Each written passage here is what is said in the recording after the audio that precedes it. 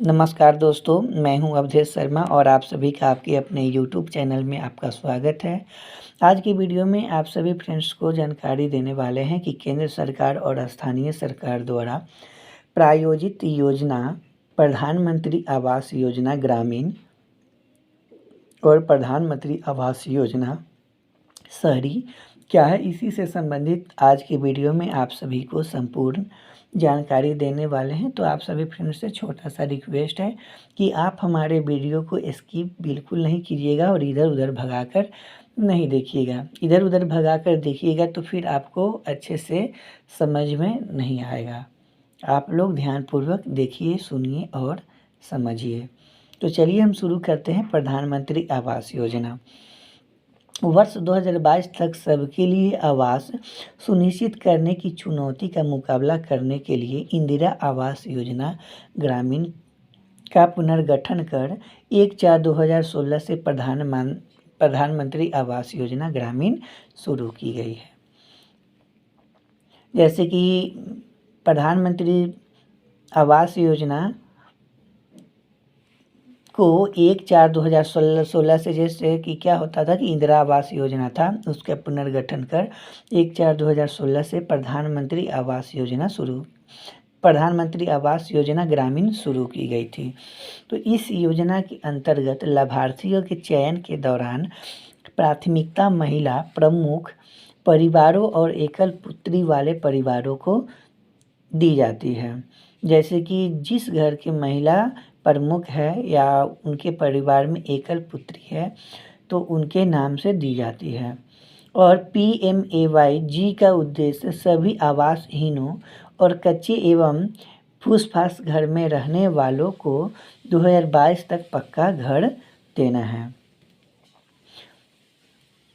और पक्का घर से आशय है ऐसा घर जो उपयोग और प्राकृतिक आपदाओं के कारण सामान्य टूट फूट को सहन कर सके, जिसमें कम से कम 30 वर्ष तक की उचित रखरखाव के साथ मौसमी स्थितियां भी शामिल है। जैसे कि प्रधानमंत्री का उद्देश्य था कि 2022 तक पक्का घर सभी को, आवासहीनों को जो कच्चे घर में रहते हैं, फूसफास में रहते हैं, तो उसका जीर्णोद्धार करने के लिए 2022 तक पक्का घर देना था। और ऐसा होना चाहिए कि मतलब उपयोग भी हो और प्राकृतिक प्रभावों के कारण टूट फूट भी नहीं हो और सहन करने की भी क्षमता हो, और कम से कम 30 वर्ष तक उचित रखरखाव और मौसमी स्थितियां भी शामिल इसमें हैं। इस योजना के अंतर्गत स्वस्थ खाना बनाने के स्थान के साथ न्यूनतम आकार को बढ़ाकर 25 वर्ग मीटर से 20 वर्ग मीटर कर दिया गया है। इकाई के लिए सहायता मैदानी क्षेत्रों में 70,000 रुपये से बढ़ाकर 1,20,000 रुपये और पहाड़ी राज्यों एवं कठिनाई वाले क्षेत्रों में 75,000 रुपये से बढ़ाकर 1,30,000 रुपये कर दिया गया है। जैसे कि मैदानी क्षेत्रों जो ग्रामीण वाले हैं, मैदानी क्षेत्रों वाले को जो 70,000 रुपये मिलता था उसको बढ़ाकर 1,20,000 रुपये कर दिया गया है, और पहाड़ी राज्यों एवं कठिनाई वाले क्षेत्रों में 75,000 रुपये जो था उसको बढ़ाकर 1,30,000 रुपये कर दिया गया है। इकाई की लागत को केंद्र और राज्य सरकार के बीच मैदानी क्षेत्रों में 60.440 के अनुपात में और उत्तर पूर्वी एवं पहाड़ी राज्यों में 90:10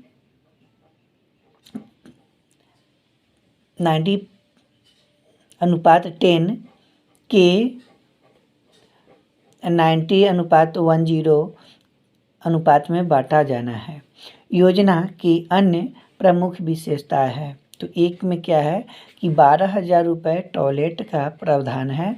PMAY के अंतर्गत मंजूर आवास योजना भारत मिशन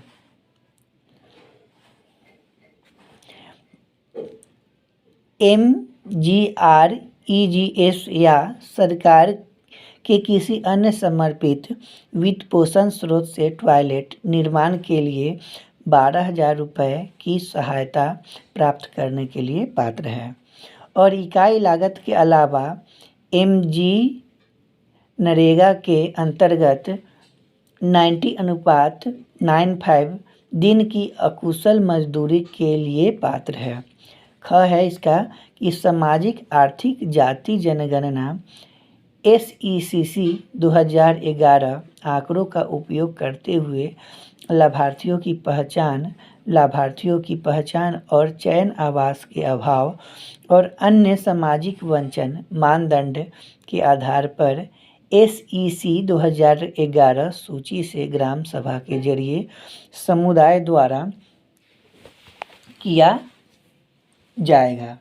इस परिगम है कि इस परियोजना के अंतर्गत निर्धारित लक्ष्य को हासिल करने के लिए तकनीकी सहायता प्रदान करने हेतु राष्ट्रीय स्तर पर राष्ट्रीय तकनीकी सहायता एजेंसी की स्थापना करना, PMAYG के लाभार्थियों को वित्तीय सहायता प्रदान करने के अलावा घर निर्माण के लिए तकनीकी सहायता भी प्रदान की जाएगी।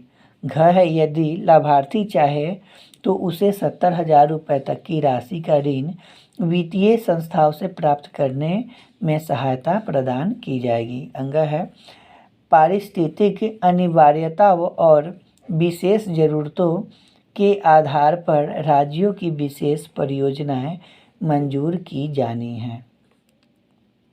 च है कि बिजली, पीने का पानी की पाइप सुविधा, बरसाती जल का पुनर्भरण, उज्ज्वला योजना अंतर्गत LPG गैस कनेक्शन, सोलर, पहल कार्य, मकान के पिछवाड़े में फलों के पौधे, मकान, मुर्गी पालन, बकरी पालन, डेयरी शेड, ठोस एवं तरल कूड़ा करकट प्रबंध आदि के प्रावधान के लिए प्रभावी अभिसरण का उपयोग करना।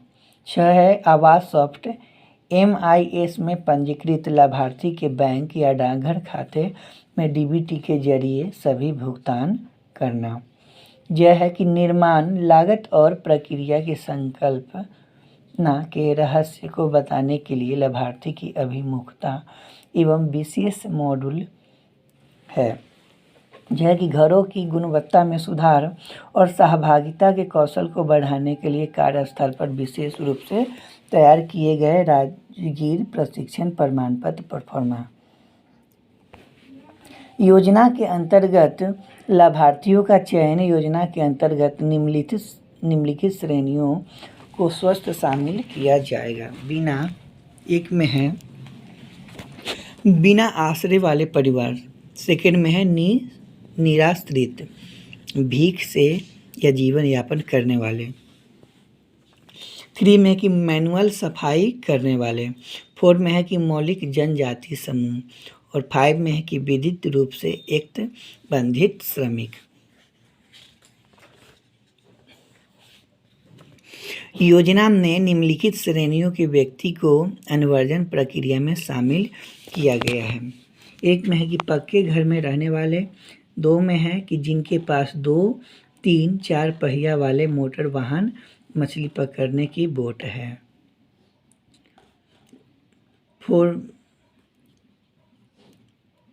3 में है कि जिनके पास 3 या 4 पहियों वाले यांत्रिक कृषि उपकरण हैं, 4 में है कि 50,000 रुपये या इससे अधिक की ऋण सीमा वाले किसान क्रेडिट कार्ड धारक है। अंगा में है कि वे परिवार, 5th में है कि वे परिवार जिनमें कोई सदस्य सरकारी कर्मचारी है। 6 में है कि परिवार के किसी सदस्य की आय 10,000 रुपये प्रति माह से अधिक है। 7th में है कि आयकर व्यावसायिक कर अदा करने वाले। 8 में है रेफ्रिजरेटर मालिक। 9 में है लैंडलाइन फ़ोन के मालिक। 10 में है कि कम से कम एक सिंचाई उपकरण के साथ 2.5 एकड़ या इससे अधिक सिंचित भूमि के मालिक है।